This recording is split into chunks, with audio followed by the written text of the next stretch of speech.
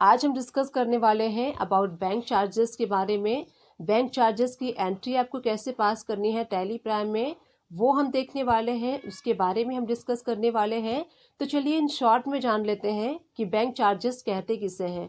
देखिए, अगर आपका किसी बैंक में अकाउंट है, आपके कंपनी का जहाँ पे आप वर्किंग कर रहे हैं, उस कंपनी का किसी बैंक में अकाउंट है या फिर आपका पर्सनल अकाउंट है, तो उसमें क्या होता है, अगर बैंक आपको कोई फैसिलिटी या फिर कोई सर्विस प्रोवाइड करता है तो उसके अगेंस्ट में बैंक आपसे चार्ज करता है, उसी को हम बैंक चार्जेस कहते हैं।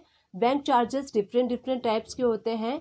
डिफरेंट डिफरेंट टाइप्स के सर्विस प्रोवाइड पे बैंक आपसे डिफरेंट डिफरेंट टाइप्स के सर्विस चार्ज करता है, जिसको कि हम बैंक चार्जेस कहते हैं। अगर आप अपने अकाउंट से किसी पार्टी को या फिर किसी व्यक्ति को एनईएफटी करते हैं या फिर आरटीजीएस की पेमेंट करते हैं तो उसके लिए बैंक आपसे चार्ज करता है, या फिर आप अपने बैंक से चेक बुक इशू करते हैं तो उसके लिए बैंक आपसे चेक बुक इशू चार्जेस करता है। तो इसके लिए इस टाइप्स की जो चार्जेस होते हैं उसको हम बैंक चार्जेस कहते हैं। और भी बहुत सारे टाइप्स के बैंक चार्जेस होते हैं, जैसे कि अगर आपने किसी पार्टी को चेक दिया है और वो चेक बाउंस हो गया है, तो बाउंस जो हो गया है उसके अगेंस्ट में भी बैंक आपसे बैंक चार्ज करता है। तो इन सारे टाइप्स की एंट्री को कैसे आपको मेंटेन करना है टैली प्राइम में, वो मैं आपको आज बताने वाली हूँ। इन सारे टाइप्स की एंट्री को आप भी सक्सेसफुली एंट्री को पास कर सकते हैं इस वीडियो को देखने के बाद। तो वीडियो को स्किप मत कीजिएगा, स्टार्टिंग टू इन वीडियो को वॉच कीजिएगा। नमस्ते दोस्तों, मैं सुमन शर्मा आप सभी का स्वागत करती हूँ आपके अपने चैनल सुमन एजुकेशन हब में। तो चलिए प्रैक्टिकली देख लेते हैं कि जो बैंक चार्जेस होते हैं, जो बैंक हमसे चार्ज करता है डिफरेंट डिफरेंट सर्विस के ऊपर, डिफरेंट डिफरेंट चार्जेस करते हैं बैंक हमसे, तो उसकी एंट्री एंड उसकी अकाउंटिंग आपको कैसे मेंटेन करनी है टैली प्राइम में, वो हम देख लेते हैं। तो चलिए वीडियो स्टार्ट करते हैं। वीडियो स्टार्ट करने से पहले एक छोटी सी रिक्वेस्ट है मेरी आप सभी लोगों से, अगर आप फर्स्ट टाइम मेरे चैनल पे आए हैं एंड न्यू व्यूवर हैं तो मेरे चैनल को लाइक कर लीजिए एंड जितना हो सकता है उतना मेरे चैनल को आप शेयर कीजिए। आप मेरे चैनल को अपने फ्रेंड सर्कल में शेयर कर सकते हैं, अपने अराउंड पीपल में, एंड उन सभी लोगों को शेयर कर सकते हैं जो टैली प्राइम सीखना चाहते हैं एंड अकाउंट्स का वर्क सीखने में इंटरेस्टेड हैं। उन सभी लोगों को आप मेरे चैनल को शेयर कर सकते हैं। टैली से रिलेटेड एंड अकाउंट से रिलेटेड किसी भी टाइप की कोई भी कंफ्यूजन है आप मुझे कमेंट्स कर सकते हैं, डेफिनेटली उसका सॉल्यूशन एंड रिप्लाई मैं आपको दूंगी। तो चलिए देखते हैं बैंक से रिलेटेड जो भी एंट्रीज होती हैं हमें कैसे पास करनी है टैली प्राइम में। टैली प्राइम ओपन कर लेते हैं एंड कुछ बेसिक्स लेजर की रिक्वायरमेंट होगी, तो चलिए उसको क्रिएट कर लेते हैं। क्रिएट पे आपको क्लिक करना है एंड देन यहाँ से हम लेजर क्रिएट करेंगे। सबसे पहला हम लेजर क्रिएट करेंगे बैंक चार्जेस का, अंडर हम रखेंगे इनडायरेक्ट एक्सपेंसेस के। अब हम इनडायरेक्ट एक्सपेंसेस के क्यों रख रहे हैं, क्योंकि जो बैंक चार्जेस है वो अल्टीमेटली कंपनी के लिए खर्चा होता है, इसलिए हम इसको इनडायरेक्ट एक्सपेंसेस के अंडर में रखते हुए लेजर को क्रिएट कर लेंगे। टाइप ऑफ लेजर में हमें नॉट एप्लीकेबल रखना है एंड स्टैट्यूटरी डिटेल्स, यहाँ पे देखिए इस जीएसटी एप्लीकेबल, तो यहाँ पे आपको एप्लीकेबल रखना है। जब हमसे बैंक चार्जेस करता है तो बैंक अपने चार्जेस के ऊपर 18% जीएसटी अप्लाई करके तब हमसे बैंक चार्ज करता है, इसीलिए हमें इसका लेजर क्रिएट करना है। इसमें जीएसटी डिटेल्स को आपको एप्लीकेबल करना है and set alter GST detail में आपको यस प्रेस करके सारी डिटेल आपको यहाँ पे फिल आउट कर लेनी है।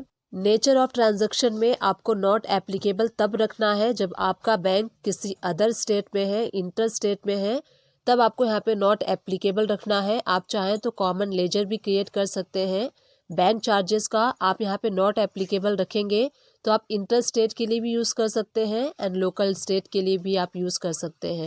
परचेस टैक्सेबल तब आप लेंगे जब आपका बैंक आपके लोकल एरिया में होगा एंड इसके ऊपर 18% टैक्स अप्लाई कर लेंगे।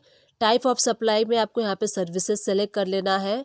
इसी टाइप से हम सेकेंड लेजर क्रिएट कर लेंगे अपने बैंक का, जो भी आपका बैंक होगा। मैं यहाँ पे एसबीआई बैंक का लेजर क्रिएट कर रही हूँ अंदर बैंक अकाउंट के। अब यहाँ पे देखिए बैंक अकाउंट डिटेल्स, तो बैंक से रिलेटेड सारी डिटेल आपको यहाँ पे फिल आउट कर लेनी है।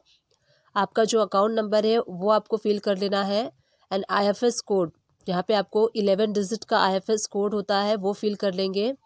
एंड उसके बाद देखिए बैंक का नेम आपको यहाँ पे सेलेक्ट कर लेना है, आपको लिस्ट शो होगी, उस लिस्ट में से आप अपने बैंक को सेलेक्ट कर सकते हैं।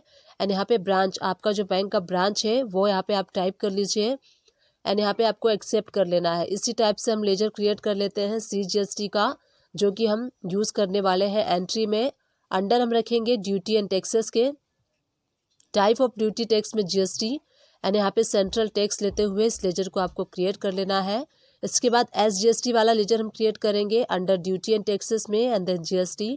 उसके बाद स्टेट टैक्स आपको सेलेक्ट कर लेना है। इसी टाइप से IGST का लेजर हम क्रिएट कर लेंगे under duty and taxes and then GST integrated tax. तो इस टाइप से हमने सारे बेसिक्स लेजर को क्रिएट कर लिया है।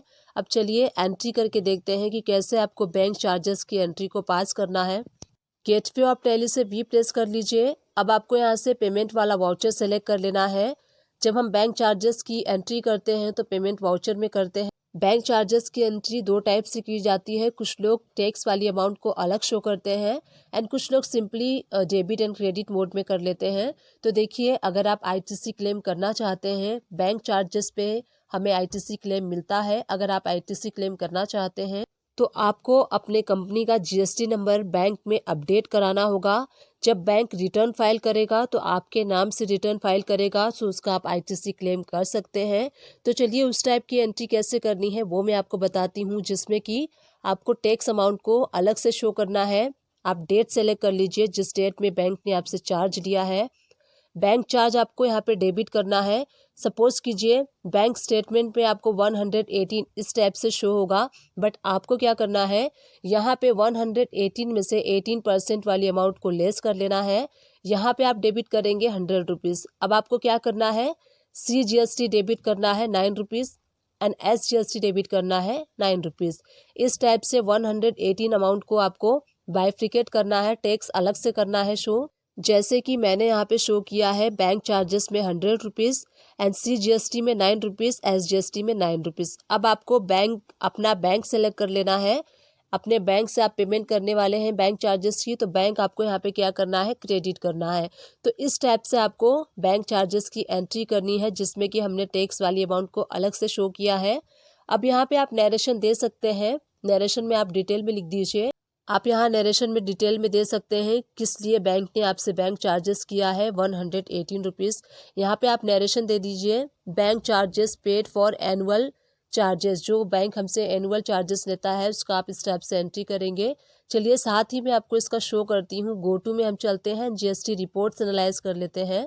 GSTR 2 में हम देख लेते हैं। अब यहाँ से आपको डेट को चेंज कर लेना है, तो मैं यहाँ पे डेट चेंज कर ले रही हूँ। डेट चेंज करने के बाद देखिए, जो हमने एंट्री की थी वो वाली एंट्री हमें B2B इनवाइसेस में शो हो रही है। टैक्सेबल अमाउंट यहाँ पे देख सकते हैं आप 100 रुपीज़, टैक्स अमाउंट 18 रुपीज़ और टोटल ITC अवेलेबल 18 रुपीज़ हमें यहाँ पे ITC अवेलेबल शो हो रहा है। इसी टाइप से GSTR 3B में हम देख लेते हैं इसका रिपोर्ट्स क्या है। आप यहाँ पे डेट चेंज कर लीजिए। डेट चेंज करने के बाद यहाँ पे देखिए नीचे आपको शो हो रहा है इलिजिबल ITC 18 रुपीज़ आपको इलिजिबल ITC शो हो रहा है। तो इस टाइप से जब आप टैक्स वाली अमाउंट को अलग से शो करते हैं तो आप इसका ITC का इफेक्ट देख सकते हैं। GSTR 2 में, GSTR 3B में आप देख सकते हैं। एंड इसका जब भी आप रिटर्न फाइल करेंगे तो इसका आप क्लेम कर सकते हैं, बट आप ITC तभी क्लेम कर सकते हैं जब बैंक के पास आपका GST नंबर अपडेट होगा, प्रॉपर अपडेट होगा, और बैंक जब रिटर्न फाइल करेगा तो आपके नाम से वो चार्जेस डालेगा, बैंक चार्जेस। तो जब आप रिटर्न फाइल करेंगे तो वो अमाउंट आपको रिफ्लेक्ट होगी एंड आप उसका ITC क्लेम कर सकते हैं। तो इस टाइप से आप अपने बैंक चार्जेस पे ITC क्लेम कर सकते हैं। जैसे कि मैंने आपको एंट्री बताया, आप उस टाइप से एंट्री कर सकते हैं अपने बैंक चार्जेस की। ये तो हमने देखा जिसमें कि हम टैक्स अमाउंट को अलग से शो करके एंट्री करते हैं। अब मैं आपको बताती हूँ जो सिंपल वे से हम एंट्री करते हैं उसकी एंट्री कैसे करनी है आपको, जहाँ पे कि नॉर्मली एंट्री कर देते हैं मैक्सिमम लोग। डेट चेंज कर लीजिए एंड बैंक चार्जेस को हमें क्या करना है, 118 रुपीज़ टोटल अमाउंट से डेबिट कर देना है। तो इस एंट्री में हमने देखा सिंपली हमने डेबिट एंड क्रेडिट कर दिया अमाउंट को, टैक्स वाली अमाउंट को अलग से शो नहीं किया है। तो ये सेकेंड वे है, इस टाइप से भी आप बैंक चार्जेस की एंट्री कर सकते हैं। चलिए गो टू में चल के GSTR 3B ओपन कर लेते हैं एंड देख लेते हैं कि यहाँ पे जो ITC अवेलेबल शो होता है या फिर नहीं। डेट चेंज करने के बाद देखिए आपको टोटल एलिजिबल ITC 18 रुपीज़ ही शो हो रहा है, जो कि हमें पहले भी शो हो रहा था। तो सेकेंड वाली टाइप से अगर आप एंट्री करेंगे तो यहाँ पे आपको एलिजिबल ITC शो नहीं होगा। इसीलिए अगर आप ITC क्लेम करना चाहते हैं अपने बैंक चार्जेस में, तो जैसे पहले मैंने आपको एंट्री बताया उस टाइप से आपको एंट्री करना है। सेकेंड एंट्री देख लेते हैं, जहाँ पे कि बैंक हमसे चार्ज करता है चेकबुक इशू करने के लिए। हम कोई चेकबुक इशू करते हैं बैंक से तो बैंक हमसे उसके लिए भी चार्ज करता है। अब आपको क्या करना है, डेट चेंज कर लेना है। डेट चेंज करने के बाद बैंक चार्जेस को हमें डेबिट करना है। अब टोटल सपोज कीजिए बैंक ने हमसे चार्ज किया है 1118। जब आप बैंक स्टेटमेंट में देखेंगे तो आपको 1180 रुपीज़ शो होगा, जिसमें कि GST इंक्लूड होता है। तो हमें यहाँ पे क्या करना है, GST वाली अमाउंट को लेस करके GST अलग से शो करना है, तभी उसका हम ITC क्लेम कर सकते हैं। अब हमें यहाँ पे डेबिट क्या करना है, 1000 रुपीज़ डेबिट करना है। अब अगेन हम डेबिट करेंगे CGST 90 रुपीज़ एंड SGST हमें अगेन डेबिट करना है 90 रुपीज़। क्रेडिट आपको अपने बैंक को कर लेना है, क्योंकि हम इसकी पेमेंट अपने बैंक से करने वाले हैं। तो देखिए, इस टाइप से आप जो चेक बुक इशू करते हैं एंड उस पर बैंक आपसे चार्ज करता है, तो इस टाइप से उसकी एंट्री आपको करनी है। अब नरेशन आप यहाँ पे दे दीजिए कि बैंक ने हमें किस लिए चार्ज किया है। यहाँ आप नरेशन दे सकते हैं, bank charges for cheque book issue. आप यहाँ पे इस टाइप से नरेशन दे सकते हैं। नरेशन से क्या होता है, हमें रिमाइंडर होता है। अब चलिए इस एंट्री का इफेक्ट अगेन हम गो टू में जाके देख लेते हैं। यहाँ से हम GSTR 3B वाला रिपोर्ट ओपन कर लेंगे एंड उसके बाद हमें डेट चेंज कर लेना है। डेट चेंज करने के बाद इसका इफेक्ट मैं आपको शो करती हूँ कि क्या होगा। डेट चेंज कर लीजिए जिस मंथ का आपको देखना है एंड उसके बाद देखिए एलिजिबल ITC पे हम जाएंगे एंड एलिजिबल ITC में अब आपको शो हो रहा है 198 रुपीज़। पहले का 18 रुपीज़ था एंड 118 इस वाली एंट्री का था, तो दोनों को आप प्लस करेंगे तो 198 रुपीज़ टोटल एलिजिबल ITC आप क्लेम कर सकते हैं, जो कि यहाँ पे शो हो रहा है। तो अगर आपको अपने बैंक चार्जेस पे ITC क्लेम करना है तो आपको इस टाइप से एंट्री करनी होगी। अब इसी एंट्री को सेकेंड वे से आप कैसे करेंगे, डेट चेंज कर लीजिए एंड बैंक चार्जेस में टोटल अमाउंट आपको यहाँ पे डेबिट कर देना है 1180 रुपीज़। टोटल अमाउंट हम यहाँ पे डेबिट कर देंगे एंड सिंपली बैंक को हम क्रेडिट कर देंगे। तो जो सिंपली आप एंट्री करना चाहते हैं आप इस टाइप से कर सकते हैं। अगर आप ITC क्लेम नहीं करना चाहते सिंपली आप इस टाइप से एंट्री कर सकते हैं। चलिए GST रिपोर्ट्स एनालाइज कर लेते हैं। गो टू में चलते हैं, GSTR 3B ओपन कर लेते हैं, डेट चेंज कर लेंगे एंड डेट चेंज करने के बाद आप उस एंट्री का इफेक्ट यहाँ पे देखेंगे। जो सेकेंड टाइप से हमने एंट्री की थी सिंपली डेबिट एंड क्रेडिट, उसका यहाँ पे कोई भी इफेक्ट नहीं हुआ है। अभी भी स्टिल यहाँ पे शो हो रहा है eligible ITC 198 rupees. So second वाली टाइप जो सिंपल वे से हम एंट्री करते हैं उस टाइप में हम एलिजिबल ITC नहीं कर सकते क्लेम, क्योंकि हमारा ITC में अलग से टैक्स अमाउंट शो नहीं होता। तो दोनों वे से मैंने आपको एंट्री बताया। अगर आपको ITC क्लेम करना है तो फर्स्ट वे से एंट्री करनी होगी, जैसे कि जिसमें कि मैंने टैक्स वाली अमाउंट को अलग से शो किया है। अब थर्ड वाला बैंक चार्जेस की एंट्री हम देख लेते हैं, जिसमें कि चेक बाउंस के ऊपर भी बैंक आपसे चार्ज करता है। सपोज कीजिए आपने किसी पार्टी को चेक दिया है और वो चेक बाउंस हो गया है, तो चेक बाउंस के अगेंस्ट में भी बैंक हमसे चार्ज करता है। तो उसकी एंट्री आपको कैसे करनी है, सबसे पहले मैं आपको पहले वैसे बताने वाली हूँ, जिसमें कि आपको CGST एंड SGST टैक्स वाली अमाउंट अलग से शो करनी है। तो देखिए यहाँ पे बैंक चार्जेस आपको यहाँ पे डेबिट करना है। जब आप बैंक स्टेटमेंट में देखेंगे तो आपको यहाँ पे टोटल 236 रुपीज़ शो होगा, जिसमें कि टैक्स वाली अमाउंट प्लस होती है। बट हमें क्या करना है, टैक्स वाली अमाउंट को अलग से शो करना है। तो बैंक चार्जेस में हम 200 रुपीज़ शो करेंगे। CGST एंड SGST को भी हम डेबिट करेंगे 18 रुपीज़ से, जो 18% है वो अलग कर लेंगे हम। एंड जो बैंक है सिंपली हम इसको क्रेडिट कर देंगे 236 से। तो इस टाइप से आपको एंट्री करनी है। जो चेक बाउंस की एंट्री होती है जिसपे कि टैक्स अलग से आपको शो करना है, आप इस टाइप से एंट्री करेंगे।